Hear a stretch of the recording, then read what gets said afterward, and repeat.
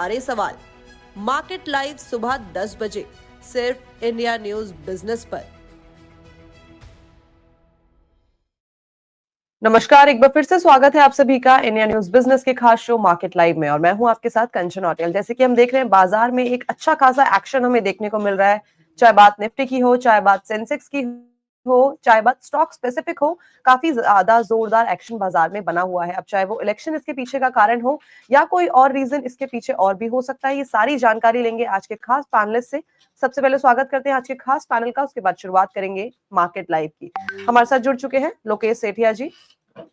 नमस्कार सर, स्वागत है आपका शो में। Good morning sir. हमारे साथ जुड़ चुके हैं आर्य विकास बागरिया जी। नमस्कार सर, स्वागत है आपका शो में। नमस्कार जी। और हमारे साथ जुड़ चुके हैं अनिल शर्मा जी। नमस्कार सर, स्वागत है आपका शो में। जी नमस्कार कंचन जी, और आपके सभी दर्शकों को, सभी पैनलिस्ट को भी बहुत बहुत नमस्कार। नमस्कार। और हमारे साथ जुड़ चुके हैं संतोष सिंह जी। नमस्कार सर, स्वागत है आपका शो में। थैंक यू वेरी मच जी। Thank you everyone for joining us and congratulations कि बाजार अपने एक नए लाइफ टाइम हाई की तरफ पहुंच गया है। इसके आगे बाजार में हमें क्या करना चाहिए, किस तरीके की स्ट्रैटेजी इस टाइम पे भी फॉलो करनी चाहिए, आज के पैनल में हम वो सारी की सारी जानकारी अपने एक्सपर्ट से लेंगे। ठीक है, सबसे पहले शुरुआत करते हैं लोकेश सर आपके साथ। सर, कैसा लग रहा है मार्केट का ओवरव्यू, किस तरीके का आगे के संकेत हमें देखने को मिल सकते हैं बाजार के अंदर? कंचन, मैं दो रेफरेंस दूंगा मेरा ही। हमने अक्टूबर 2022 की बात कर रहा हूँ, जब निफ्टी जो है 17,000 था, उसके नीचे टूट रहा था जी। उस टाइम पे हमने 20,500 का टारगेट दिया था। तो और हमने बोला था दिवाली का खत्म होते होते या आपका दिसंबर खत्म होते होते आपको ये टारगेट अचीव होते हुए दिखेंगे।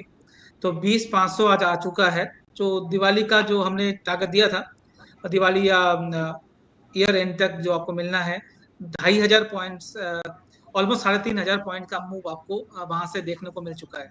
और ये एक बोल्ड कॉल था उस टाइम पे, जब मार्केट टूट रहा था और हर कोई 14,000 13,000 की बात कर रहा था, तब हमने ये बात की थी। अगर कोई देखना चाहे तो फिर पीछे का सीरीज जाकर देख सकते हैं।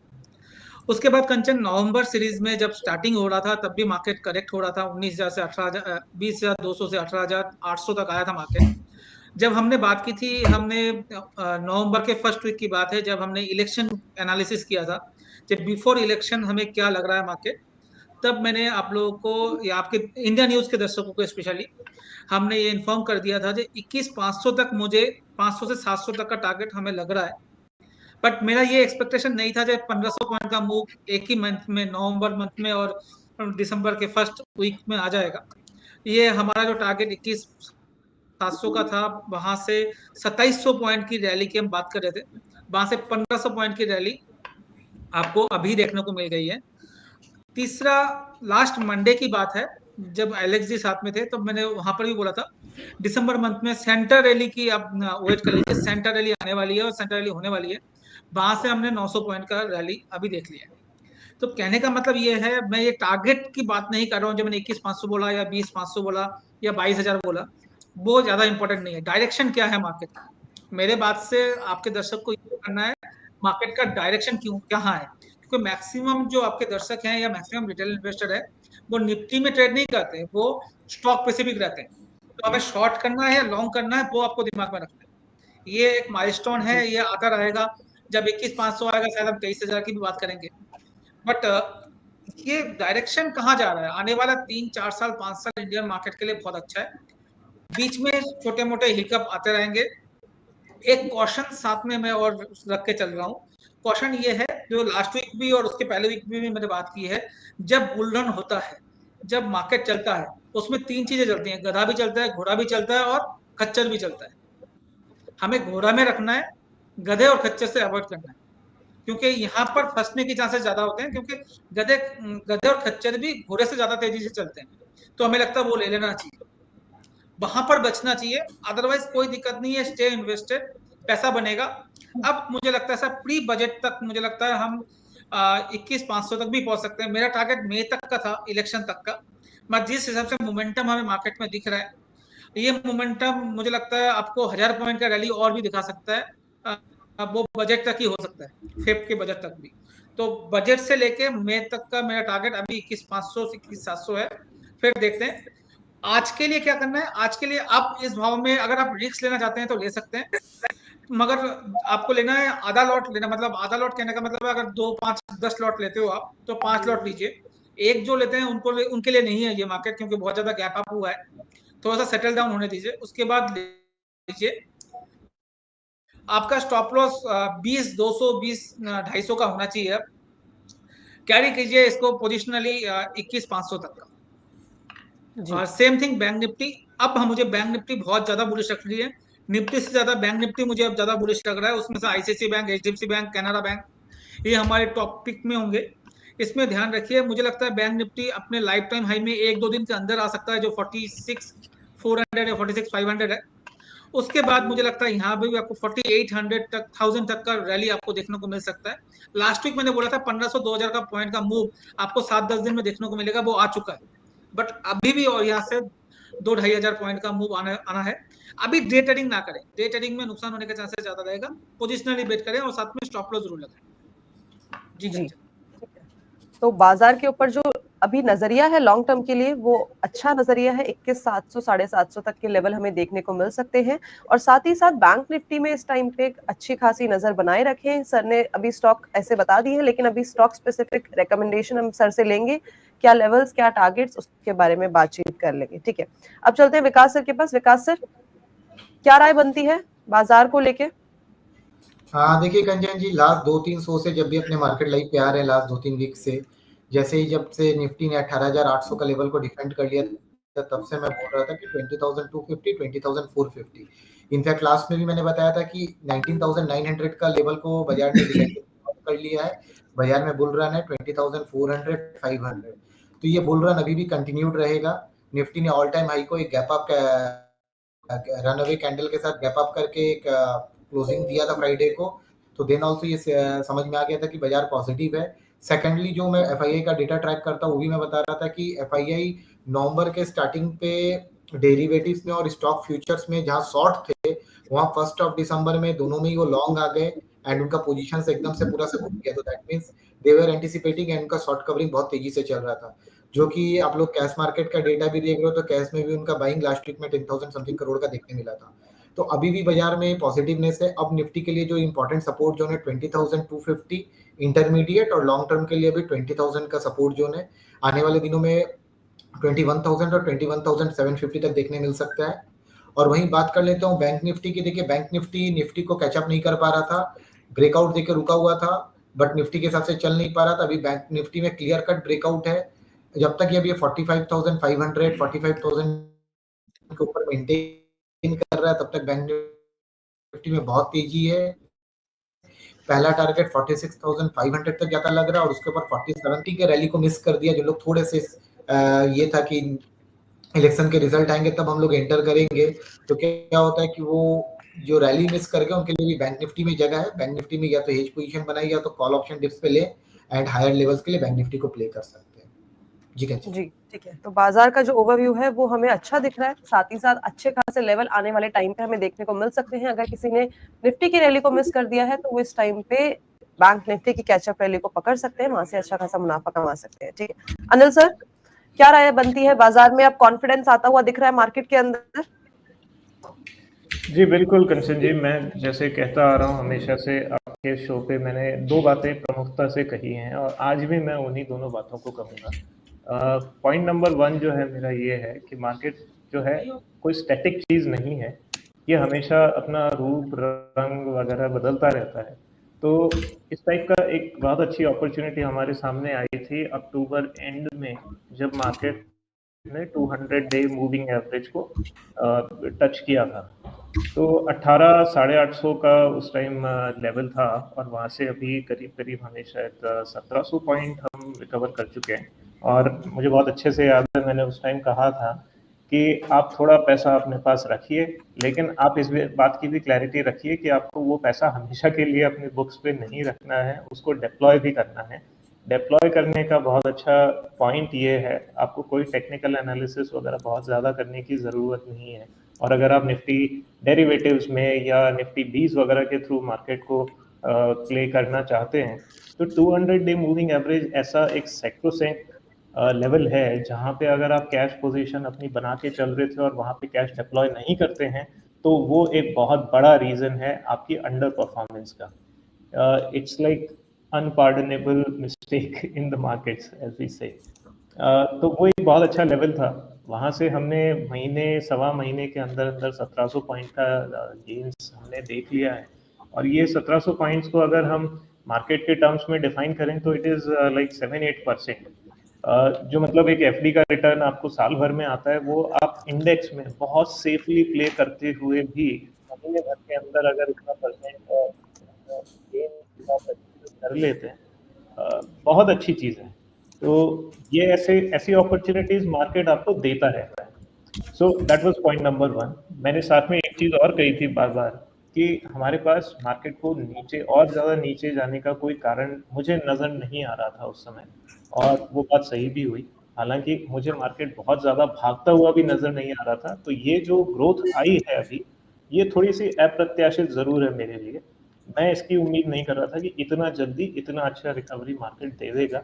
लेकिन एक चीज़ जो मुझे अब नज़र आ रही है, जो फंडामेंटल्स के बेसिस पे मैं कहूँ कि अगर फंडामेंटल्स चेंज होते हैं तो मैं अपनी ओपिनियन भी चेंज कर लेता हूँ. 2-3 पॉइंट्स हैं यहाँ पे. यूएस मार्केट में point number 1 is FII buying, जो हमने अभी विकास जी ने भी कहा. तो एफआईआईज जो थे वो सेलिंग से, अभी सेलर्स से वो नेट बायर्स बन गए हैं. So that is very big positive. Second reason, and the reason behind this, इसके पीछे जो कारण है वो बेसिकली ये है कि यूएस मार्केट में फेडरल रिजर्व ने बहुत अच्छे से इंडिकेट करना शुरू कर दिया है कि हम बोला कौन है? मैं पर होना बहुत मुश्किल है आगे. सो एफआईआईज के लिए अभी तक यूएस मार्केट एक बहुत अच्छा मार्केट इमर्ज हो रहा था, लेकिन अब उनको जो है दूसरे इमर्जिंग मार्केट्स में या डेवलपिंग मार्केट्स के अंदर जहाँ कहीं उनको बेटर अपॉर्चुनिटीज दिखेंगी वहाँ वो लोग अपना पैसा लेके आएंगे.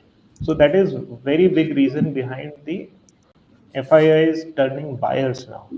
तो ये एक बहुत अच्छा इंडिकेशन है. मुझे लगता है कि यहाँ से आगे भी एफआईआई जो है वो बायर्स ही बन के चलेंगे और काफ़ी हमें हायर लेवल्स और देखने को मिल सकते हैं यहाँ से. हालांकि मैं अगर यहाँ पे इलेक्शन रिजल्ट्स की बात करूँ तो ये एक सेंटिमेंटल रीज़न होने के अलावा और कोई इसमें बहुत बड़ा रोल प्ले नहीं करता है. सो एक कॉशन का भी मैं यहाँ पे कॉशन भी देना चाहूँगा. Please don't get away. बहुत जल्दी अपने सेंटिमेंट्स चेंज करता है. आपको ऐसा नहीं सोचना है कि भाई अब तो मार्केट नीचे आएगा ही नहीं. मार्केट कभी ऐसा नहीं होता है कि ऊपर ही ऊपर जाएगा या नीचे ही नीचे जाएगा. सो आप वेट करिए, बढ़िया लेवल्स आएंगे.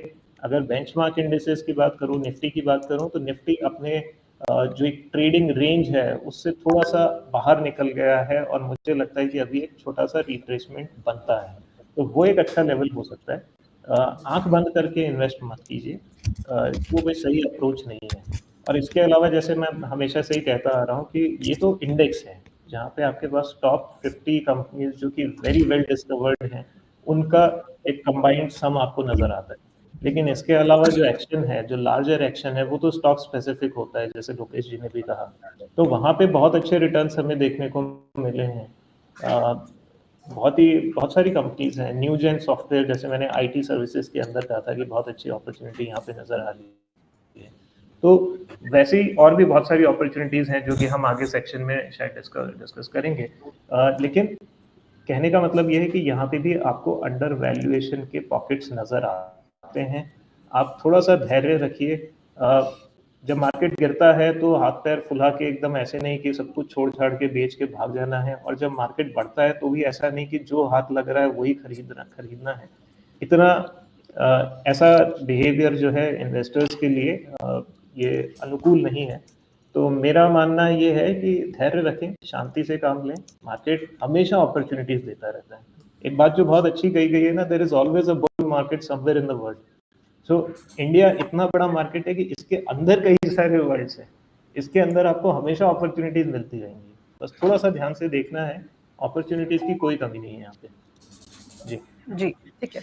तो ओवरऑल हमने सर से काफी अच्छे तरीके से जान लिया, चाहे वो ग्लोबल फैक्टर्स हो, चाहे वो एफआई या डीआई का डेटा हो, किस तरीके का हमें आने वाले टाइम पे उनकी तरफ से मूड देखने को मिल सकता है, बाइंग देखने को हमें मिल सकती है या फिर सेलिंग वापस से आ सकती है। सर ने वो हमें बहुत ही ब्रीफ वे में बता दिया है। अब चलते हैं संतोष सर के पास। संतोष सर, कैसा लग रहा है मार्केट का ओवरव्यू फंडामेंटली इस टाइम पे? अगर हम जियोपॉलिटिकल टेंशन देखें या फिर हम ग्लोबल फैक्टर्स देखें, क्या लगता है जो ये लेवल्स अभी हम देख रहे हैं, लाइफ टाइम हाई में निफ्टी पहुंच चुका है, साथ ही साथ सेंसेक्स ने भी एक अच्छी खासी छलांग बाजार के अंदर लगा दी है, ये इस टाइम पे सस्टेन करेगा या हमें किसी भी फैक्टर की वजह से इस टाइम पे भी बाजार में घबराने की जरूरत है? देखिए, जहाँ तक घबराने की ज़रूरत है वो हमेशा आपको कॉशियस रहना चाहिए। You must be on the back foot हमेशा, क्योंकि जितना ज़्यादा एक्सपोज़ करोगे उतनी ज़्यादा रिस्क आप कैरी करते हो, तो मतलब आप कॉशियस डेफ़िनेटली रहना चाहिए। और जिस तरह से कि आप बता रहे हो कि जियोपॉलिटिकल टेंशन्स की बात है, मुझे लगता है कि जो जियोपॉलिटिकल टेंशन्स हैं वो धीरे-धीरे फेड अवे हो रहे हैं और उसपे बेसिकली एनर्जी प्राइसेज़ आप देखें तो कूल ऑफ हैं, बहुत ज़्यादा बढ़े हुए नहीं हैं। अपने ऊपरी स्तरों से जो है वो कूल ऑफ होके एक जगह होवर कर रहे हैं एक रेंज में, जो कि थोड़ा सूदिंग इफेक्ट देता है कि इन्फ्लेशन ज़्यादा नहीं रहेगा। और मतलब इंडिया में एटलीस्ट इम्पोर्टेड इन्फ्लेशन शायद ना रहे।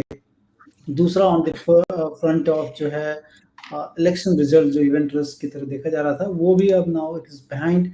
और मार्केट जिस तरह से गैप अप हुआ है, लेकिन आप हमेशा ये ध्यान रखें कि कभी भी जब भी गैप अप ओपनिंग होती है उसके बाद थोड़ा-सा अंडर परफॉर्मेंस डेफिनेटली देखने को मिलता है। इसलिए जो भी स्टॉक पिक करें, अपॉर्च्युनिटी तो हमेशा रहती है, लेकिन जो भी स्टॉक पिक करें काफ़ी ज़्यादा जो है गहन अध्ययन करना चाहिए कि कहाँ पर वैल्यू दिखती है।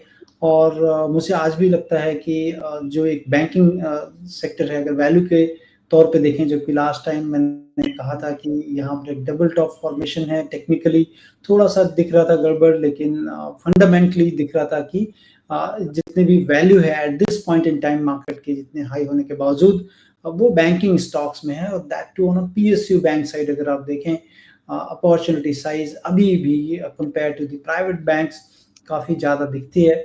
तो मुझे लगता है कि आपको वैसे पॉकेट्स डेफिनेटली खोजने चाहिए, और in fact in some companies and private banks also, कि जहाँ पर की वैल्यू दिखती है कि आने वाले टाइम पे पैसा वहाँ बन सकता है।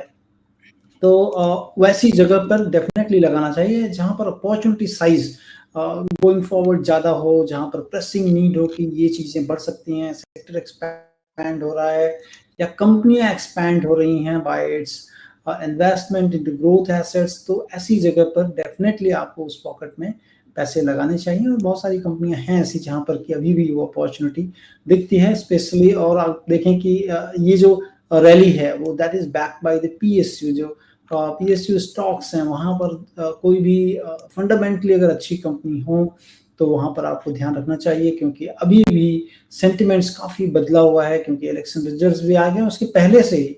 इनफैक्ट रिजल्ट के पहले से ही बहुत सारी कंपनियों में हमने अपटिक देखना चालू किया था। अभी भी मुझे लगता है कि पीएसयू एटलीस्ट बैंक्स में काफ़ी अच्छी जो है अपॉर्चुनिटी है, कुछ चुनिंदा बैंकों में जहाँ पर कि काफ़ी जो है बढ़ सकते हैं स्टॉक्स। इवन प्राइवेट में भी अगर देखें, कंजम्पशन स्पेस में बोल लें या ऑटो स्पेस में बहुत सारी अपॉर्चुनिटी है जहाँ पर कंपनियां जो है ग्रोथ एसेट्स में काफ़ी पैसे डाल रही हैं।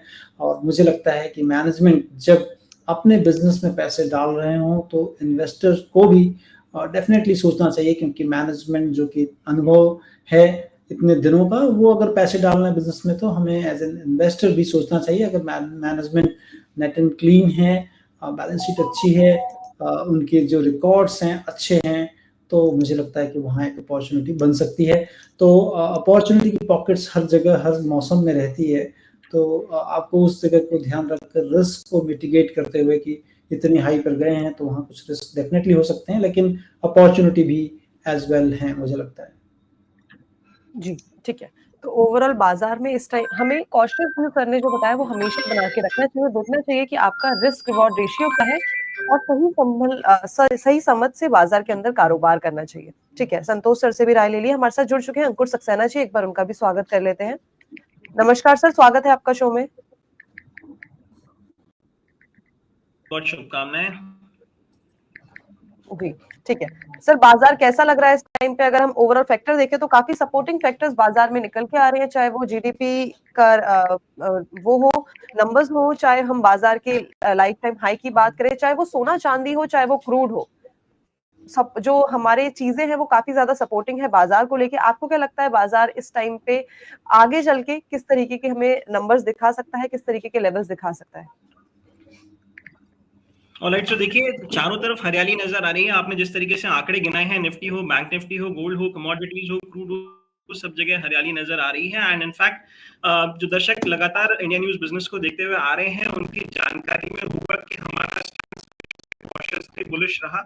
इनफैक्ट अभी पिछले महीने की ही बात है, हमने बात की थी 18,800 18,900 बेहद अहम सपोर्ट है जो टूटना नहीं चाहिए है, और वहां से टच होके आपको सिंगल एक महीने में एक रैली जो दिखाई दे रही है, करीब आज 1600-1700 पॉइंट की रैली हो गई है, 1600 पॉइंट करीब की आराम से रैली हो गई है। तो यहाँ पे जो दर्शक इंडिया न्यूज बिजनेस को लगातार देखते हुए आ रहे हैं, वो उम्मीद करता हूँ बने हुए होंगे स्टॉक्स में। एक छोटा सा जर्क जो mid and small cap sector में देखने को मिला था, वो सिर्फ एक माइनर प्रॉफिट बुकिंग थी। जो वीक हैंड्स होते हैं उनको रिमूव करने का प्रयास था, और जिन दर्शकों ने अपने स्टॉक स्पेसिफिक पिक्स को यहाँ पे होल्ड करके रखा हुआ है, आज वो बहुत बेहतरीन गेन्स में बैठे होंगे, ये मैं आशा करता हूँ।